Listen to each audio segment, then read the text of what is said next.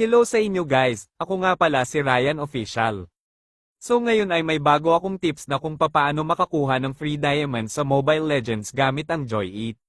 So una ay mag-download kayo ng Joy It at pag natapos mo nang i-download ay i-open ang Joy It. At pag na-open mo na ang Joy It ay gawin mo lang ang mga task na nakalagay dito para makakuha ka ng coins na pang-redeem ng diamond. At pag natapos mo na ang mga task na nakalagay dyan ay pumunta ka lang dito.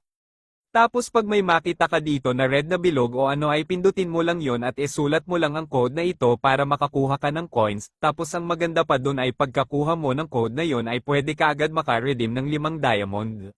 Tapos pumunta ka lang dito, at huwag niyong kalimutan mag-login sa Google account nyo, tapos pindutin mo lang ito at dito kayo mag-redeem ng ML Diamonds. So yun lang po, sana nakatulong sa inyo ang video na ito. Yun lang po, salamat at e-follow nyo ako para updated kayo sa susunod kong video. Salamat.